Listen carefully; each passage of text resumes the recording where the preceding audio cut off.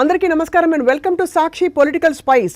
ఇవాళ political spice అనడానికి అక్షరాల ఆల్మోస్ట్ సార్థక నామధేయులుగా నిలుస్తున్నారు కొంతమంది ఏపీలో జరుగుతున్న పరిణామాలను బట్టి.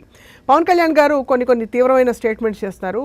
ఫ్లోలో ఆయన గ్లాసు పగులుతున్న కొద్దీ పదునెక్కుతుందని అలాంటిది ఏదో చెప్పారు. అంతేకాకుండా ఆయన ఓటమి, ఆయన గెలుపు గురించి మాట్లాడుతూ ఎక్కడి నుంచి పోటీ చేయాలనే అంశం సందిగ్ధంలో పడిన విషయం కూడా తెలిసింది. అంటే కాకినాడ ఎంపీగా వస్తారా, ఒకవేళ వస్తే అలా ఎలా అన్వయించుకోవాలి, పిఠాపురంలో పరిస్థితి ఏంటి, ఇంతకీ వర్మగారి కోపం తగ్గిందా, అలాగే వంగా గీత గారిని రావాలి మంచి నాయకురాలని చెప్పడం ద్వారా పవన్ కళ్యాణ్ గారు ఏం సందేశం ఇస్తారు, ఈ అయోమయాయ నమః దీని గురించి మాట్లాడబోతున్నాం మనం. చింతా రాజశేఖర్ గారు ప్రముఖ రాజకీయ విశ్లేషకులు, గతంలో ఈ డెవలప్మెంట్స్ని చాలా క్షుణ్ణంగా మొదటి నుంచి ప్రెడిక్ట్ చేస్తూ వచ్చారు. సార్ నమస్కారం. నమస్తే.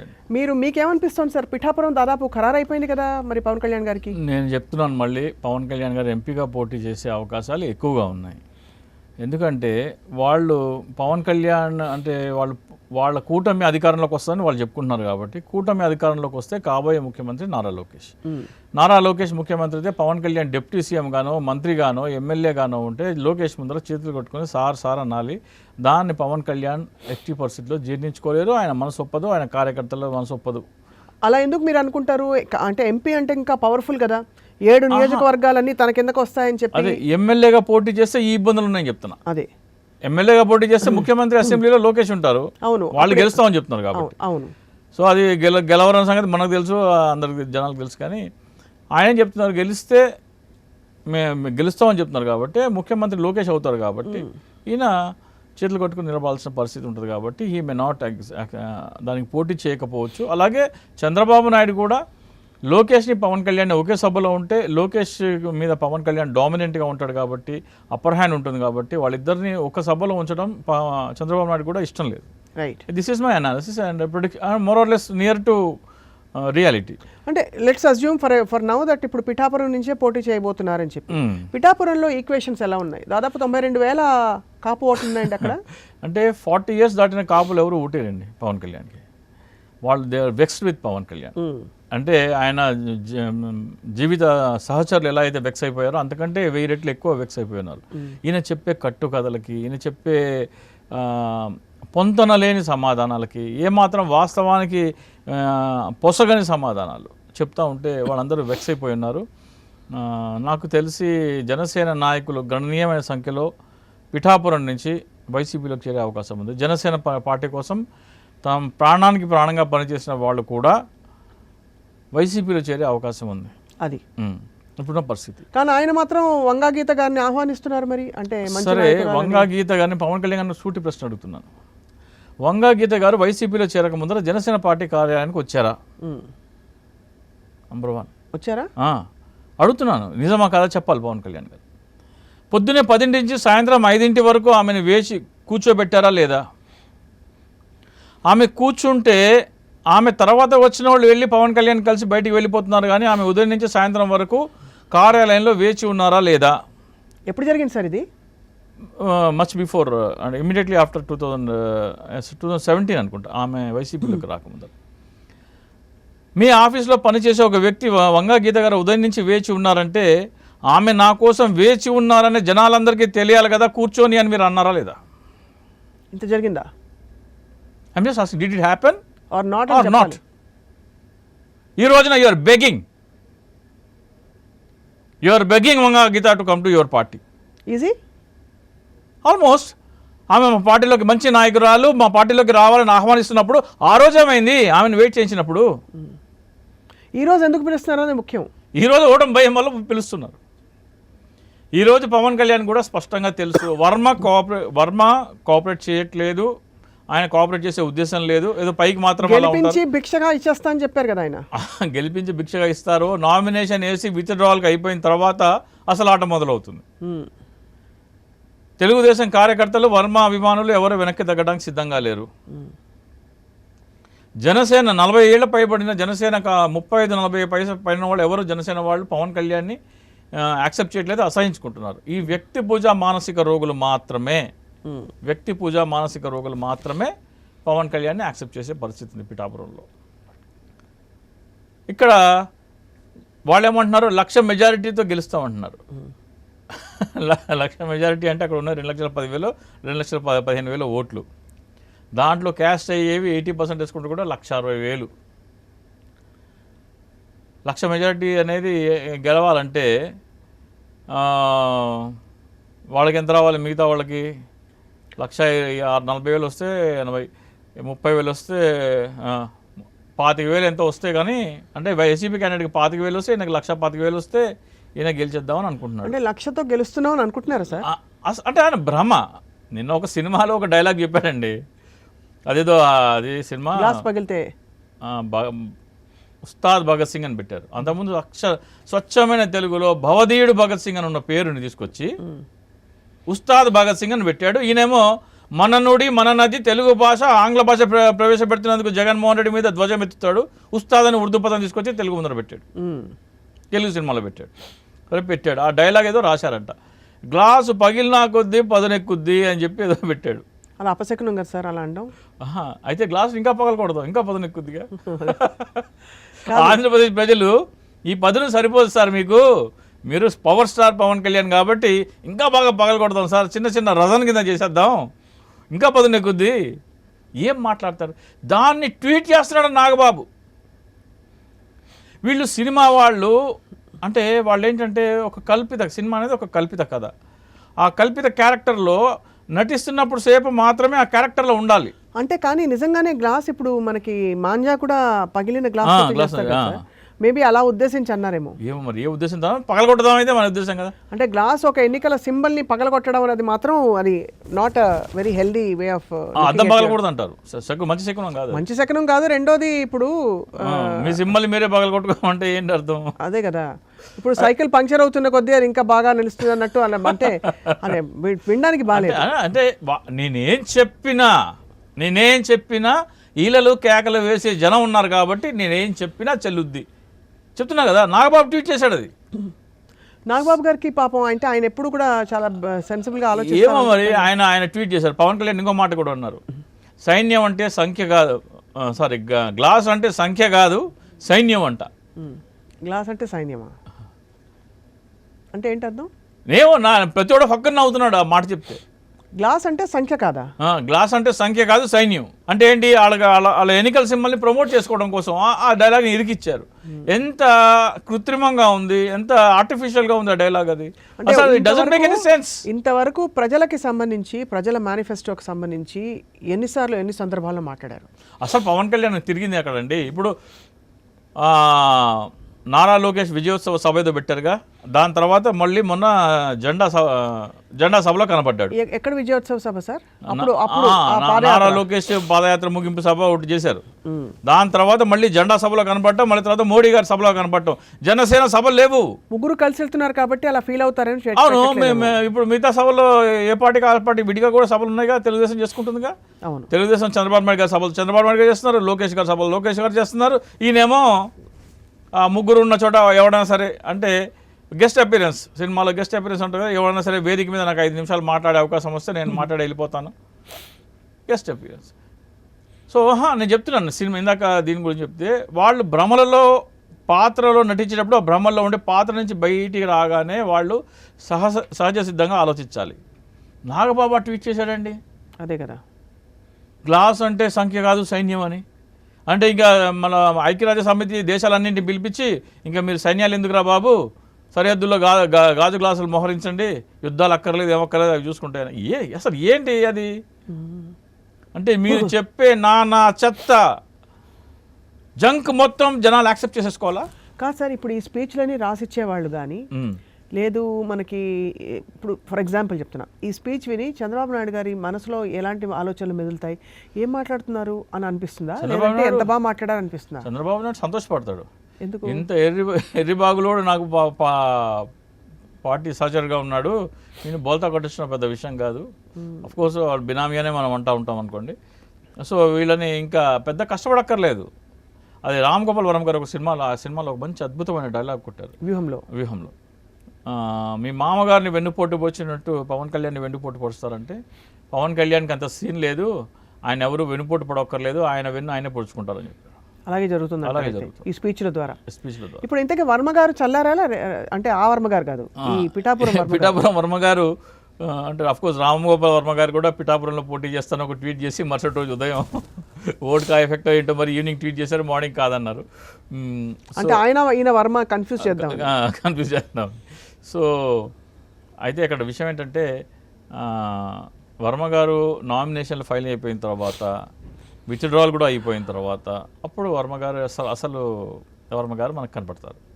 అప్పటిదాకా తెలుగు చాలా డబ్బులు ఖర్చు చేసి ఆయన ఆల్రెడీ చాలా వర్క్ చేశారట కదా నియోజకవర్గంలో. గతంలో 20 సంవత్సరాలుగా తెలుగుదేశం కోసం పార్టీ పనిచేస్తున్నారంట. 2014లో టికెట్ ఇవ్వకపోతే ఇండిపెండెంట్గా గెలిచి మళ్ళీ తెలుగుదేశంలో జాయిన్ అయ్యారు. మొన్న ఓడిపోయినా కానీ తెలుగుదేశంలో పనిచేస్తున్నారు. నారా లోకేష్ పాదయాత్రనే అద్భుతంగా బ్రహ్మాండంగా అక్కడ చేయించారంట. సో ఇంత కష్టపడిన వ్యక్తి ఆయన డెఫినెట్గా మనస్తాపం ఉంటుంది. మరి కాకినాడ ఎంపీ పరిస్థితి అసలు అమిత్ షా గారు చెప్తే వెళ్తానని అంటున్నారు. ఇప్పుడు పార్టీ ఎవరిది పార్టీ? రోడ్ మ్యాప్ బీజేపీ ఇవ్వాలి. నువ్వు ఎంపీగా పోటీ చేయాలా లేదా అమిత్ షా మోడీ చెప్పాలి.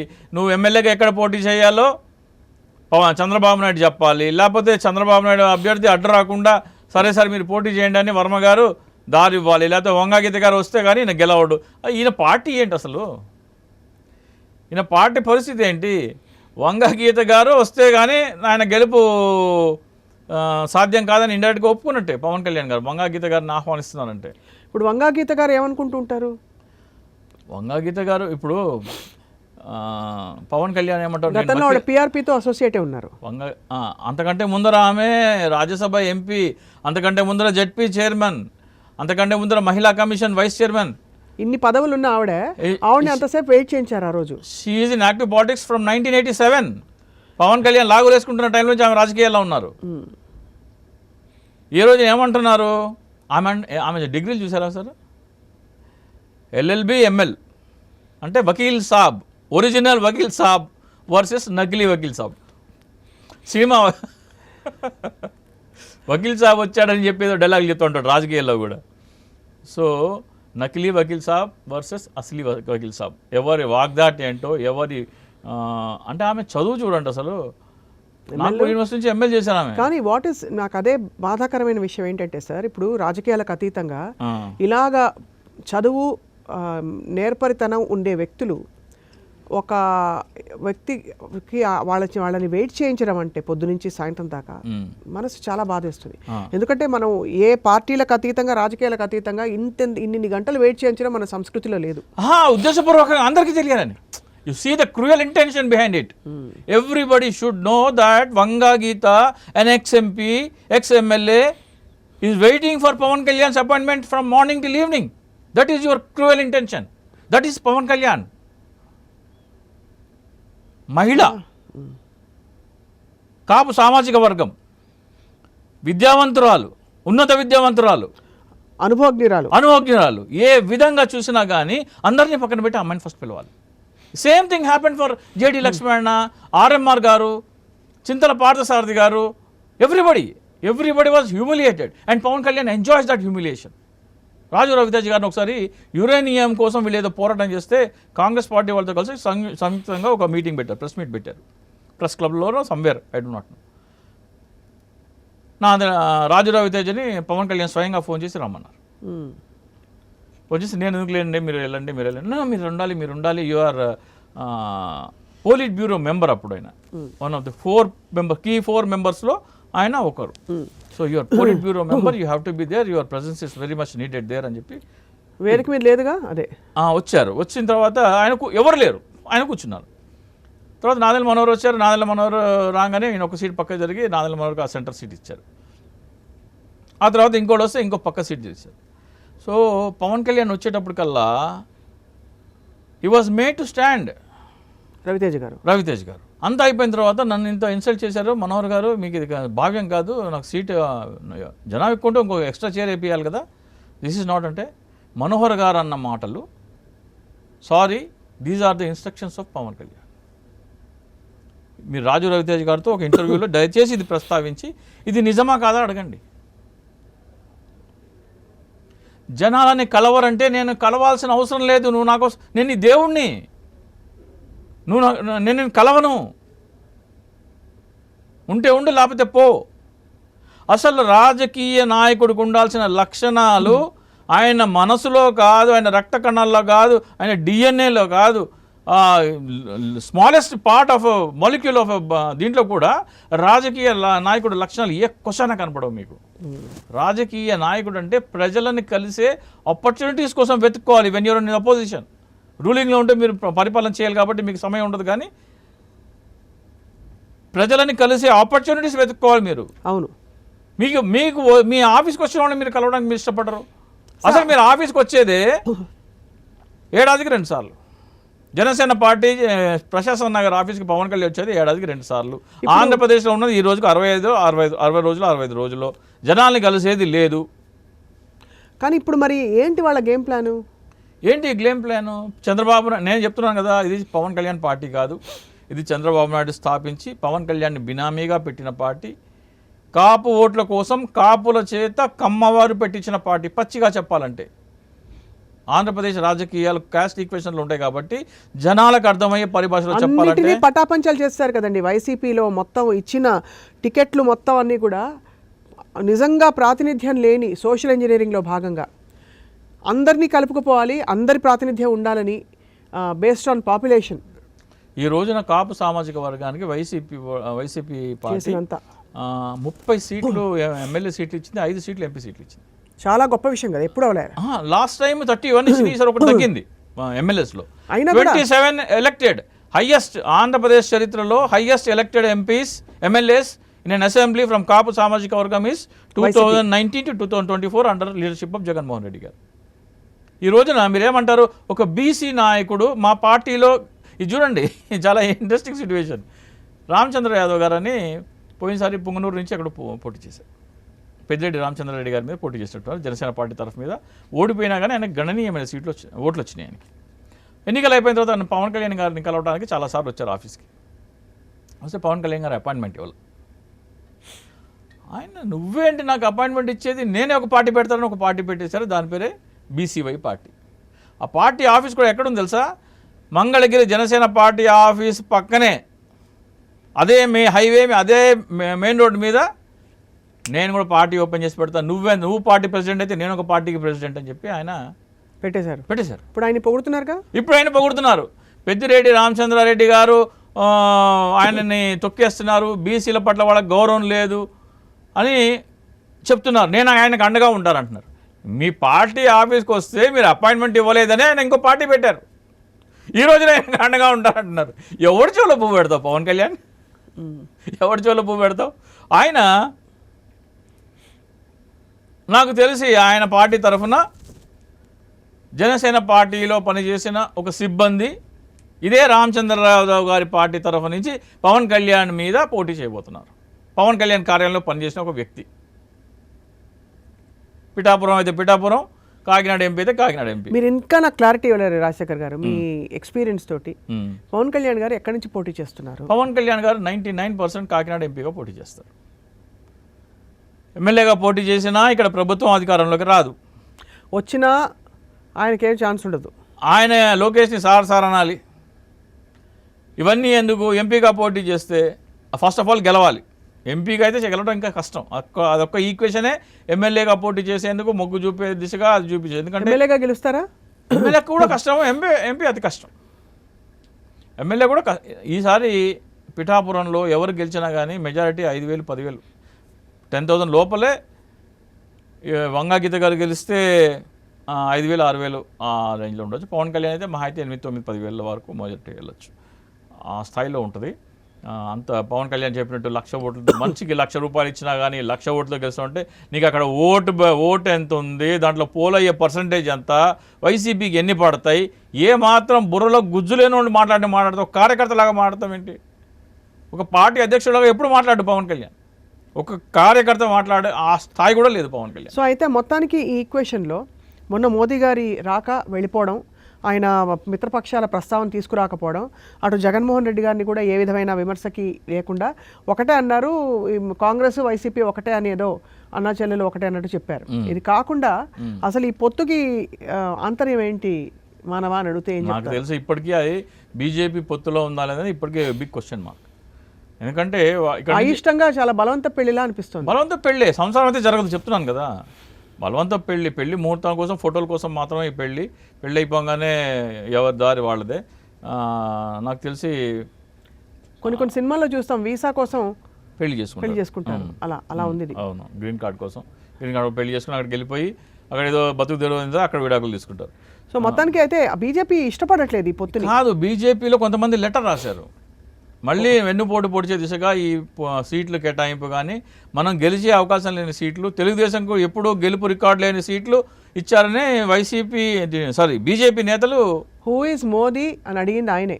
Who is Modi, who is Amit Shah అని ఎవరు చంద్రబాబు గారు. I'm father of Lokesh, my wife I'm grand father of Devansh.